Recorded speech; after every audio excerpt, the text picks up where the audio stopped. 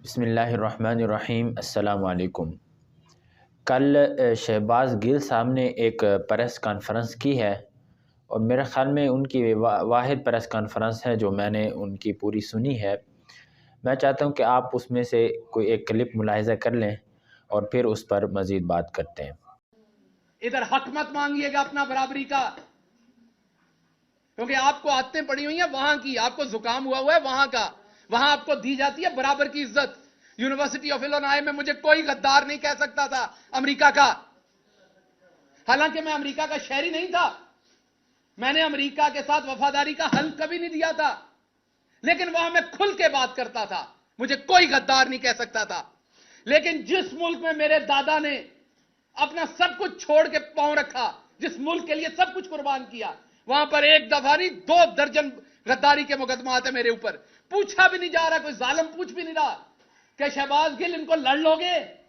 اب آپ نے اگر مجھے عمر قید یا آپ نے مجھے سزائے موت دینی، وہ تو ایک پرچے میں ہی دے لو گے، تو 2 جان۔ اس پریس کانفرنس میں انہوں نے چند باتیں کی ہیں۔ ایک تو بات انہوں نے یہ کی ہے کہ میں مڈل کلاس بندہ ہوں اور میرے اوپر مختلف جگہ پر پرچے درج کیے گئے ہیں تاکہ مجھے ادھر ادھر چکر لگانے پڑیں، اور تاکہ مجھے اس طرح ٹارچر کیا جا سکے۔ پہلی تو بات یہ ہے کہ شہباز گل صاحب کو اس بات کا علم آج ہوا ہے۔ میں اس حوالے سے ان سے ہمدردی کرتا ہوں کہ کسی آدمی پہ یہ بلا جواز کوئی پرچہ درج کرنا یہ سراسر ظلم ہے، اس کو انصاف نہیں کہا جا سکتا۔ لیکن جناب، آپ کی ہی حکومت رہی ہے 4 سال، آپ نے عدالتی اصلاحات کے حوالے سے کیا کیا؟ یہ آپ کا رونا اب نہیں بنتا۔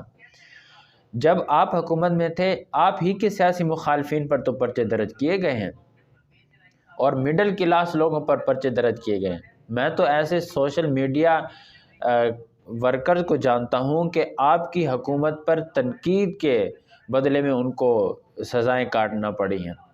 ایسے سیاسی لیڈران کو جانتا ہوں کہ جن پر بلا جواز بلکہ وہ رستے میں جا رہے ہوتے تھے اور ان پر حملہ کر دیا جاتا، تشدد کا نشانہ بنایا جاتا اور پھر ان کو جیل بھیج دیا جاتا، بغیر کسی FIR کے ان کو جیلوں میں رکھا گیا۔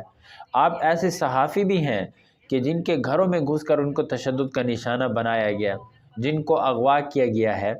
تو اس چیز کا علم آپ کو تو اس وقت ہو گیا تھا، تو اب آپ کو تکلیف کیوں اس وجہ سے ہو رہی ہے کہ آپ کے اپنے اوپر یہ چیزیں اپلائی ہو رہی ہیں؟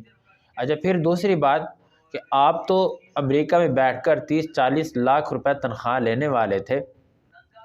اتنی تنخواہ پاکستان میں اگر کوئی بندہ لیتا ہے وہ پھر مڈل کلاس طبقہ شمار نہیں ہوتا، لیکن اس کے باوجود آپ کو اگر تنگی کا احساس ہو رہا ہے اور پریشانی کا احساس ہو رہا ہے، تو جن لوگوں کے پاس بالکل وسائل نہیں ہوتے تو ان کو کتنی پریشانی کا سامنا کرنا پڑتا ہوگا۔ تو میرا خیال ہے کہ اب آپ کا یہ رونا نہیں بنتا۔ اس سے پہلے آپ اپنے لیڈر کی مثال دیکھیں، اس وقت بھی کہ جب عمران خان اپنی حکومت میں تھے تو اب کہتے ہیں کہ میں بے اختیار تھا۔ جب آپ بے اختیار کہتے ہیں کہ میرے پاس اختیار نہیں تھا، جنرل باجوہ چلا رہے تھے، آپ اس وقت لوگوں کو بتا سکتے تھے، آپ اس وقت جو کر سکتے تھے وہ آپ نے وہ بھی نہیں کیا۔ آپ اس وقت جنرل باجوہ صاحب کے خلاف تو آپ کے ایک لفظ منہ سے نہیں نکلتا تھا، بلکہ ابھی حکومت سے جانے کے بعد بھی جب وہ آرمی چیف تھے تب بھی آپ بات نہیں کرتے تھے، لیکن جب وہ ریٹائر ہو گئے تو اب آپ کو ساری اصلاحات کا خیال آ رہا ہے۔ اور ابھی جو آپ نے بات کی ہے عمران خان صاحب نے، ابھی عاصم منیر صاحب ہیں، پہلے ان کے خلاف کتنی لابنگ کی ہیں، اب ان کی جرأت کا یہ عالم ہے کہ اب ایک لفظ بھی ان کے خلاف منہ سے نہیں نکالتے، جبکہ حقیقت یہ ہے کہ یہ عاصم منیر صاحب کو جنرل باجوہ صاحب سے زیادہ اپنے لیے خطرناک سمجھتے ہیں، لیکن وجہ کیا ہے کہ یہ پاور میں ہے، اس وجہ سے ان کے خلاف بات نہیں کر سکتے۔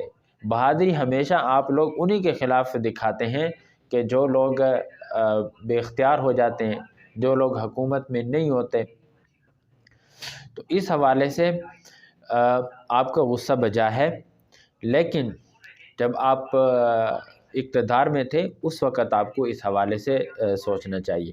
اور یہ ہماری سیاست کا عمومی ماحول ہے کہ جب آپ اقتدار میں ہوتے ہیں تو آپ اصلاحات کی بجائے کمپرومائز والی پالیسی اپناتے ہیں۔ آپ اداروں میں اصلاحات کی کوشش نہیں کرتے، لیکن جب آپ اپوزیشن میں ہوتے ہیں تو آپ کی اداروں کی ساری خامیاں نظر آ رہی ہوتی ہیں۔ تو اسی وجہ سے اچھا پھر یہ تو پھر بھی صاحب ثروت آدمی ہیں، لیکن ایک غریب آدمی جس کے اوپر ایک FIR درج ہو جاتی ہے، اس کو جب عدالتوں کے چکر لگانے پڑتے ہیں، اس کا سارا جو گھر کا ساز و سامان ہوتا ہے، اس کا مال مویشی ہوتا ہے، وہ اس میں لگ جاتا ہے، وہ فروخت کرنا پڑ جاتا ہے، تو اس کی تکلیف کا احساس بھی پھر ہمارے اس طبقے کو، ہمارے حکمرانوں کو ہونا چاہیے۔ تو میرا خیال یہ ہے کہ ابھی آپ کرونا نہیں بنتا، اور ارباب اختیار بھی اس حوالے سے سوچیں کہ نظام میں اصلاحات کرنے کی کوشش کریں، بجائے اس کے کہ آپ اپنی سیاست کی خاطر کسی پر تنقید کریں اور کسی کو برا بھلا